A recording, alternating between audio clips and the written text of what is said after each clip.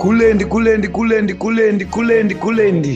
yamakaterera kudai so ndiyo Kulian TV yacho patinokupai nawu ma-updates nezvinhu zvakasiyana-siyana zvinenge zvichiitika munyika yekwedu. A lot is going on. Nhasi mukaona ndau yakudai so kwamuri musi wa 17 November iri Monday muvhuro tinenge tine zvinhu zvakawanda zvinenge zvichiitika, saka tiri kuda kungovhura week tichionesana kuti ndezvipi zviri kuitika kuZimbabwe iko zvinezvi, nekuti pari kutaurwa nyaya dzakasiyana-siyana, nyaya dzinosvota, nyaya dzinogumbura nedzimwe nyaya dzakakosha dzinofanirwa kunge dzichizikanwa nemi. But rekedza tikotangira pakuti George Charamba ari pama1. That guy akambodzingwa basa it's a year ago, ndobva azodzoswa zvake pachinge paitika zvakaitika zvakawanda. But now word in the street panapa pari kunzi zvoni OPC Mole says Philip Valerio Sibanda will replace Opa Muchinguri Kashiri. Opa will replace General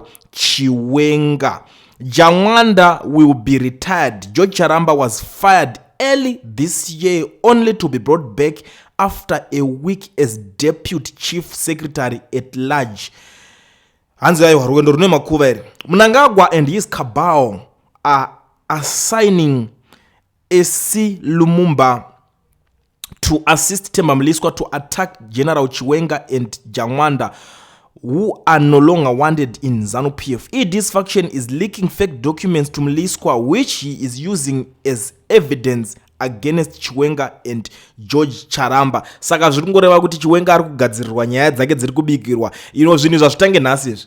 I remember one thing inini pachitaurwa nyaya naama emijuru pachinzi inini ndaizonzi ndindoda kupandukira vamugabe, aizvozvo vamugabe vazozviona. Vanhu vanogadzira nyaya dzekugadzirira vanhu nyaya muZANU-PF ndanani? Itimu Lacoste iyoyi ndo ine nyaya dzese zvokuti kwanzwa kuti ningazodai ndo maitire epolitics avo. Vanotanga kuti ningi wada kupandukira president, ningi ari kuzodai so against president, ningi ari kuzodai so nguva diki votokudzinga. The funny thing about Themba Mliswa, most of the people ndozoti vanogara vachimurambira. Yesterday he was at Mnangagwa's pickup farm in Kwekwe and atori pafoto aina Mnangagwa wacho. Izvo ndo zvinhu zvakaitika. It's something else zvokuti kana makunzwa nyaya kana mazogara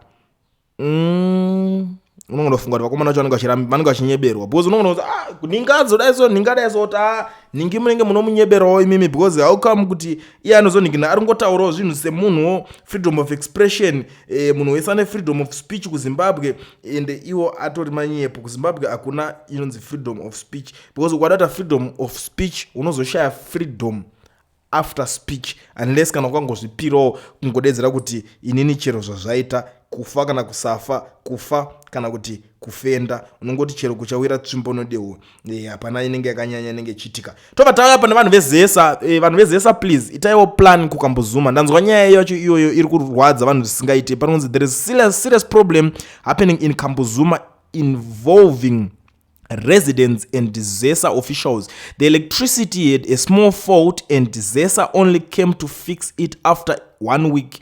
The next day they returned saying they were finishing the job, but things got worse. The transformer caught fire and burned completely. The technician fixing it ran away to save his life. When the fire brigade arrived, the transformer was already destroyed. Yesterday, residents had a meeting and they were told the new transformer will cost $12,000, so each household must pay $50. What confused people is that they were told not to tell anyone that the transformer burned while ZESA was working on it. Saka munhu weZESA akasiya apisa transformer iko zvine zvakutaura kuti imba yega isa $50 kuti tese tichibatanidza. But there is this one funny thing chinenge chichiitika about this, because munhu weZESA ndiye akanikirikina, he must pay. Because how come kuti unotaura kuti wapisa chinhu wobva wataura kuti hausi kuda kunzi uzikana kuti wapisa chinhu. Imba yese yega iri kubhadhara $50 pakai. Magetsi munopa vanhu vemuZimbabwe magetsi mahara ere mimi. Chii chakadaro ichocho chine chichiitika nawo neZESA. Vanhu veZESA vakadhakwa, vanoda kuongororwa. Munhu wacho akapisa transformer yevanhu ndiye ngaabhadhare nezvinhu zvake zvaanenge nazvo, bvutai kana pension yake kana ZESA yacho isiri ready to pay, because hazvichadi kunyanya kuningirikina wakomana.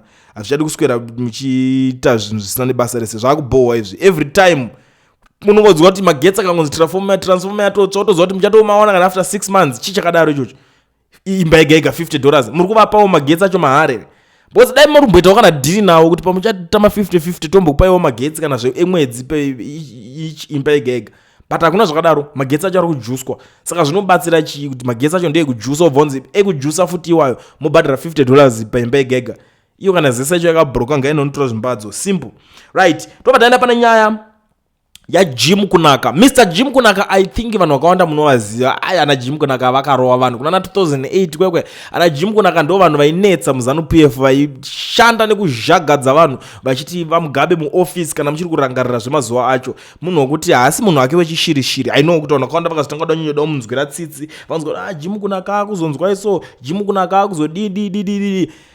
Yakamira yakadai so.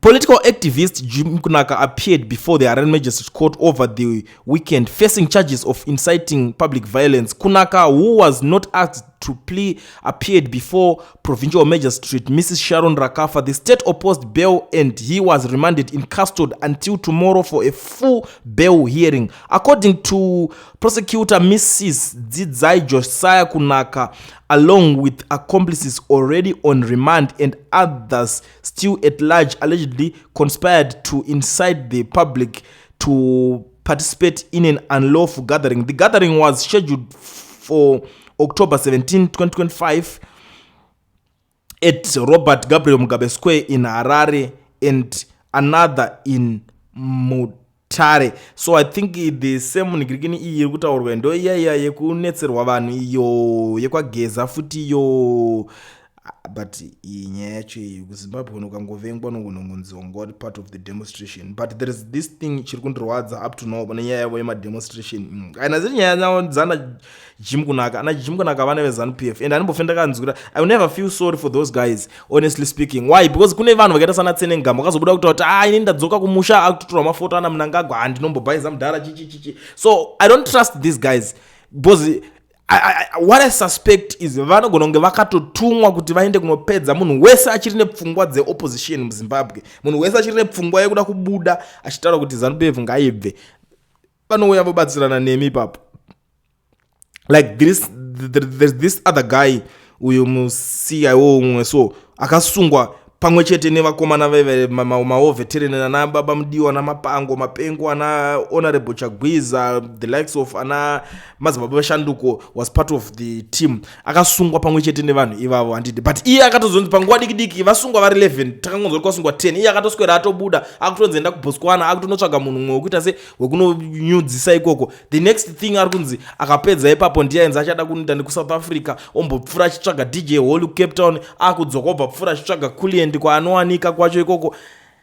Come on now. Saka honestly I don't trust these guys at all and I don't even know kuti even pavaishanda muZANU-PF obvious vamwe vacho vakatrainwa kudhara kuti vatori maCIO vekuita basa because vanongorecruita vanhu unongonzi uya for interview. Saka iwe wakashinga kusvika papi unodede vanhu vakawanda life yavo yakaitwa miserable because of these guys. Hapana kana zvavakaitwa, havana kana chavakabhadhara kuvanhu ivavo. Nhasi vanhu nekupusa unoona vachitonzwa tsitsi vachitohaipa vanhu ivavo. Aiwa ningi akazodai akadai.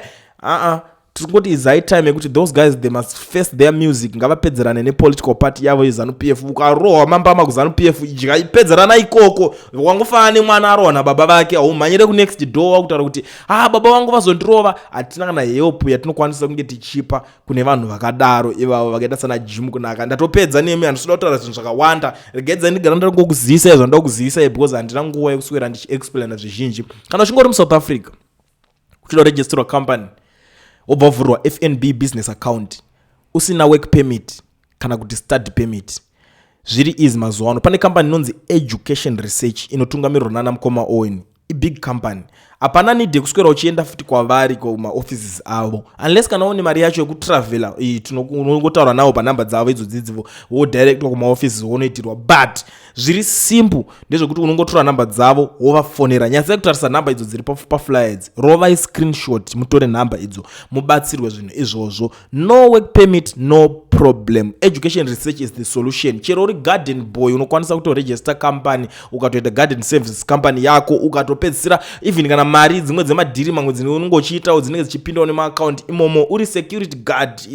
It's possible unokwanisa kutoita chinhu chako chinobudirira ukatoregistawo company yako yesecurity ukatozotanga unotsvagawo mabasa akati kuuya uri muconstruction, mabasa ripi nero ungatofunga chero usina kana any company unoziva unotanga ngoita kana zvekurenda mafull house uchiisa maroja ukongosiya wakanyora account number yako pamba paunongo wakotoningi naipapo pera kwemwedzi kwega kwega uchiisirwa mari maaccount mako iwo uchizosendawo yasara change yacho kuna landlord, profit yako uchitosara rimomo wakutorana business zvinhu zvakutokuitira. Andingazokudzidzisei zvese kana kukuudzai zvese zvikuitisa vanhu mari pajoza iwe usati waregister company yacho, usati wane FNB business account yacho zvinovhurwa namukoma Owen. Ma-connections tinongoudza vanenge vapfuura nekwamukoma Owen chete. Contact him on the numbers that are showing on the screen.